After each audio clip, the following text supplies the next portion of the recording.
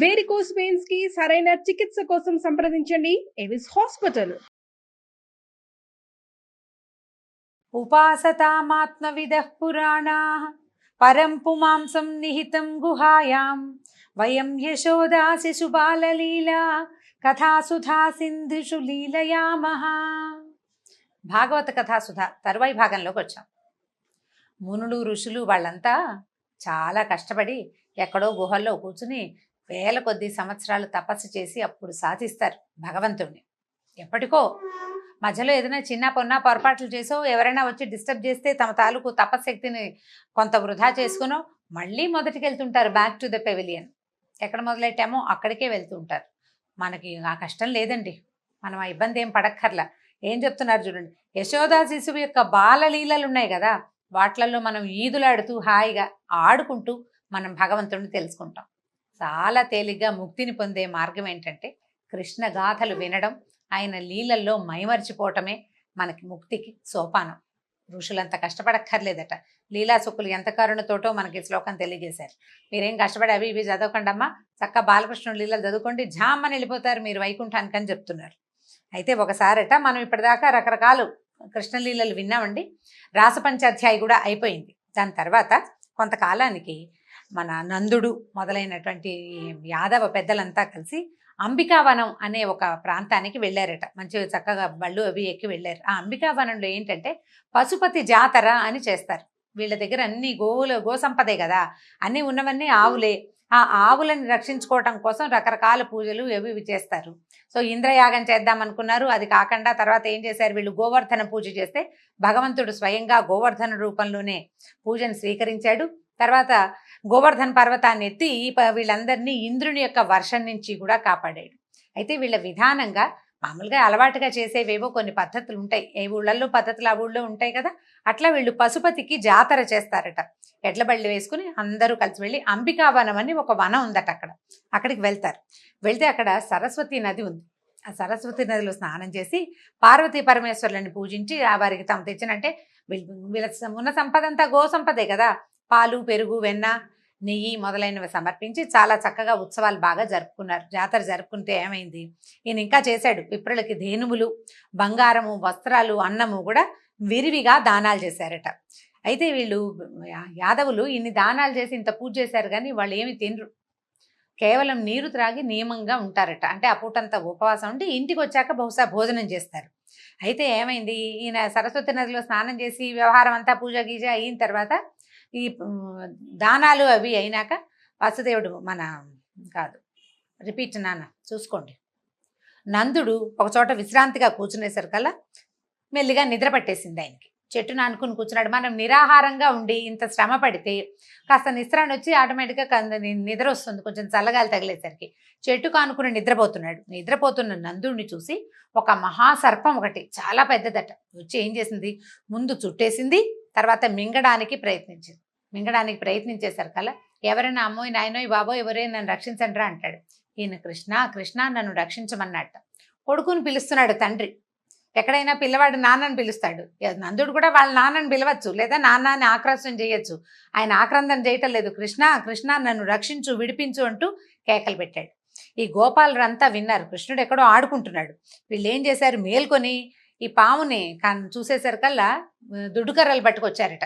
తర్వాత వంటలు చేశారు కదా, అంటే అన్నం దానం చేసినప్పుడు ఆ వంట పొయ్యిలో ఇంచి కొరువులు కొన్ని మండుతున్న దుంగలు కూడా పట్టుకొచ్చి పాముని ఎడ బాధేశారు. ఎంత కొట్టినా పాము దెబ్బలు తిన్నది కానీ ఈయన్ని మాత్రం వదిలిపెట్టలే నందుడిని. ఈ వదిలిపెట్టకపోయేసరికల్లా అప్పుడు ఈ కృష్ణుడు పరిగెత్తుకుంటూ వచ్చి ఏం చేశాడట, కాలుతో తోకని ఒక కొసని తొక్కి ఒక్క తన్ను తన్నేసరికల్లా ఈ తన్నిన తన్నుకి అది 5-6 చుట్లు చుట్టి ఉన్నది పాము బయటకి పక్కకు పడిపోయి ఒక విద్యాధర రూపాన్ని ధరించిందిట. పాము మాయమైపోయింది. ఆ ప్రాంతంలో ఒక విద్యాధరుడు ప్రత్యక్షం అయ్యాడనమాట. ఆయన ఆశ్చర్యపోయాడు. కృష్ణుడు అడిగాడు, ఇంత చక్కగా అలంకృతమైన ఆకారంలో ఉన్నవు, బంగారు మాలికలు అవి ధరించావు, ఇంత శుభలక్షణాలతో ఉన్నావు నాయన, ఎవరు నువ్వు, ఇలా క్రూరమైన వికృతాకారం కలిగినటువంటి పెనుబాము రూపం నీకు ఎట్లా వచ్చింది, దీనికి ఈ పైగా క్షణంలో నువ్వు అన్ని దెబ్బలు తిన్నా నీ మార్పు రాలా, నేను తన్నేసరికి మార్పు వచ్చింది, ఏమిటో చెప్పు, ఇది ఇంతగా ఉంది అని అడిగాడు. అడిగితే కృష్ణుడు మాటలకి ఇట్లా చెప్పాట, నేను విద్యాధరుణ్ణి, నా పేరు సుదర్శనుడు, నేను చాలా అందంగా ఉంటానని మహాగర్వం నాకు, ఎంతో గర్వం. ఆ గర్వంతో విమానంలో అంటే ఈ దర్పంతో విమానం ఎక్కి అన్ని చోట్ల తిరుగుతూ నన్ను నేను ప్రదర్శించుకునేవాడిని. ఒకసారి అంగిరసుని సంతతి వారైన కొంతమంది ఋషులు నాకు అంటపడ్డారు. వాళ్ళందరూ తపస్సులు అవి చేసి ఎండిపోయి మనుషులు వికారంగా ఉంటారు. మరి తపశ్శక్తే వాళ్ళ తాలూకు సౌందర్యం. ఇది చూడ్డానికి సుమాత్రం మనం మొదటి లుక్నే మనం తెలుసుకుంటాం కదా, ఫస్ట్ చూడగానే మనకి ఏ భావన కలుగుతుంది, అదే ముఖ్యం. ఈ వికార రూపంగా ఉన్నటువంటి ఋషులను చూసి నేను బాగా నవ్వి వెక్కిరిచ్చాను. దాంతో నువ్వు సౌందర్య మదంతో ఇట్లా మమ్మల్ని గేలి చేసావు కాబట్టి పెనుబావువై పడిపోయి ఉండమని వాళ్ళు నన్ను శపించేశారు. అందుకని నేను ఇట్లా పడిపోయాను. అయితే నేను శాపావసానం చెప్పమని బాగా బతిమలాడి అడిగితే ఏం చెప్పారంటే, మానవుల భయాన్ని నివారించటానికి యాదవ వంశంలో విష్ణువు అవతరించబోతాడు. అది ఎప్పటి సంగతో. అతను కాలితోటి తంతాడు నిన్ను, ఆయన కాలి తన్ను తగిలాకే నీకు ఈ రూపం పోతుంది అని చెప్పారు వాళ్ళు. కాబట్టి నిన్ను ధ్యానించిన కమలాక్ష, నీ కథలు విన్నా, నీ నామం కీర్తించిన పాపరాశి ఎంత పెద్ద కుప్పగా ఉన్న పాపాలైనా సరే, ఎంత పెద్ద మోపులు పాపాలు చేసుకున్నా కూడా అవి దగ్ధమైపోతాయి. ఇప్పుడు నువ్వు నా మీద అడుగు వేసావు, నీ అడుగు పడేసరికల్లా నా ప్రాణాలు లేచి వచ్చినాయి నాయన. విప్రశాపం వల్ల వచ్చిన వికృతాకారం క్షణంలో పోయింది. నేటితో నా సర్పజన్మ తొలిగిపోయింది. ఇంకా సెలవు తీసుకుంటానని సుదర్శనుడు విష్ణుమూర్తికి కృష్ణమూర్తికి నమస్కరించి వెళ్ళిపోయాడట. వీళ్ళంతా ఆశ్చర్యపోయారు. ఈయన తన్నిన తన్నుకి వాడికి రూపం మారిపోయిందే, ఎంత గొప్ప సంగతి అని ఈ దేవతా మహోత్సవం పూర్తయిన తర్వాత ఈయన్ని మెచ్చుకుంటూ, ఈ కృష్ణుడు మనతోటి ఉండటం వల్ల కదా ఇలాంటి విచిత్రాలు, మనం దైవలీలలు, అతిమానుషమైన లీలలు చూడగలుగుతున్నాము అని ఈ యాదవులంతా ఈ పిల్లవాడిని కీర్తిస్తూ ఉన్నారట. ఈయన వ్రతాలు అన్ని ఇక్కడ పూజలు అయిపోయిన తర్వాత చీకటి పడ్డాక అందరూ ఎడ్ల బళ్ళతోటి మళ్ళీ ఇంటికి దారి తీశారు.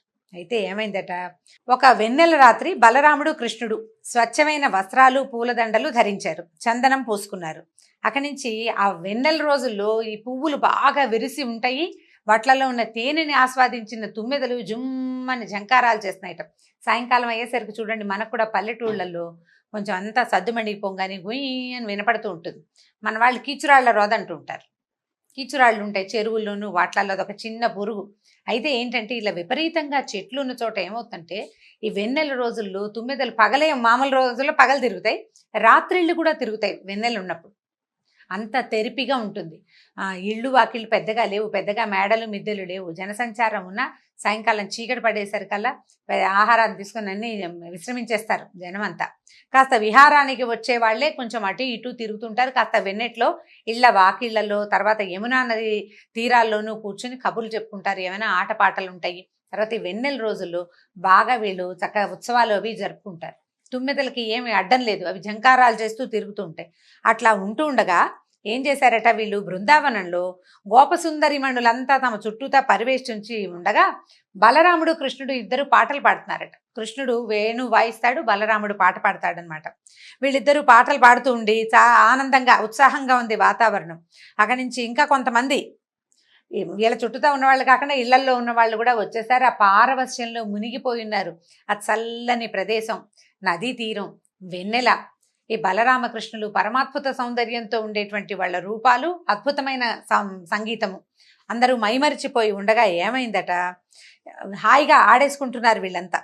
ఆ సమయంలో కుబేరుని భటుడైన శంఖచూడు అనేవాడు, శంఖచూడు అనే పేరున్నవాడు వీరితో పాటు ఉన్న ఈ గోపకాంతల్ని యోగ బలంతో బలాత్కారంగా పట్టుకుని ఉత్తర దిశకి తీసుకెళ్ళిపోయాడట.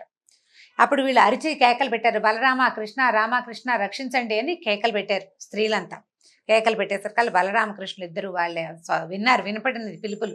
వీళ్ళిద్దరూ పారవస్యంతో పాడుకుంటున్నారు. చుట్టూతా ఉన్నవాళ్ళు సడన్ గా మాయమైపోయారు, కేకలు వినపడ్డాయి.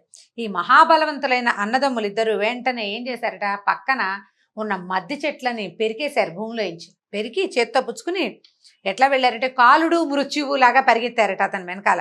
వెళ్ళి ఏం భయపడకండి అని చెప్పి ఆ గుహ్యకుడైన, అంటే ఈ విద్యాధరుడితోటి గంధర్వుడితోటి పోటీ పడ్డారు, పోట్లాటకి దిగారనమాట. అయితే అతను ఏం చేశాడు, కంగారు పడ్డాడు. ఇద్దరు వ్యక్తులు ఇలా మీదకి వచ్చేసారు కదా, ఈ చేత్తో పుచ్చుకున్నటువంటి స్త్రీల మీద నుంచి తన మాయను తొలగించి వాళ్ళని వదిలిపెట్టేశాడు. వెంటనే కృష్ణుడు ఏమన్నాడు, అన్నా వీళ్ళని నువ్వు కాపాడు, నేను వీడి సంగతి చూస్తానని చెప్పేసి అతను వెనకాల పరిగెత్తాడు. అతను రూపాలు మార్చుకుంటూ పరిగెడుతున్నాడట. అతను ఏ రూపంతో ఏ సందులోకి వెళ్తుంటే కృష్ణుడు అదే రూపంతో ఆ సందులోకే దూరుతాడు. వాడు పాము అయితే ఈయన పాము అవుతాడు, వాడు పిల్లి అయితే ఈయన పిల్లి అవుతాడు. వాడు ఏ జంతువుగా ఏ విషయంగా మారిపోతుంటే ఆ విషయంగా మారిపోతూ ఆ వెనకాల పడి పడి పడి మళ్ళీ బృందావనం వైపే తీసుకొచ్చాడు. పట్టుకున్నాడు, చివరికి పట్టుకుని పిడికిటి పోట్లతోటి కొట్టి కొట్టి మొహం మర్దించేశాడట మొత్తం. అక్కడి నుంచి ఏం చేశాడు, ముఖంలో అతను ఇక్కడ ఒక మణి ధరిస్తాట. ఈ విద్యాధరులు, యక్షులు, కిన్నరులు వీళ్ళందరికీ శిరోమణి అంటారు, చూడామణి ఇక్కడ ఉంటుంది. ఆ మణిని పట్టుకుని లాగేసి అతను చనిపోయాడు. ఆ మణిని పట్టుకొచ్చి అన్నయ్యకి ఇచ్చాడు. శంఖచూడుని మణి చూడు ఎంత బాగుందో, నువ్వు పెట్టుకోవచ్చు అని చెప్పేసి వాళ్ళ అన్నయ్య చేతికి ఇచ్చాడు. అందరూ ఆశ్చర్యపోయారు, ఈ గోపకాంతలంతా. ఇంత పిల్లవాడు క్షణంలో ఇంత పని చేసేస్తాడని చెప్పుకుంటూ సంతోషంగా ఈ పాటలు పాడుకుంటూ, వీళ్ళు ఏ పాటలు పాడారో ఆ పాటలు పాడుతూ ఇంటికి వెళ్ళిపోయారట. ఈ విధంగా బలరామకృష్ణులు ఎన్నో రకాల విచిత్రమైన కార్యాలు చేస్తూ పెరిగి పెద్దవాళ్ళు అవుతూ ఉన్నారు. తర్వాత ఏ లీలను చూపించారో తరువాయి భాగంలో విందాం. నమస్కారం.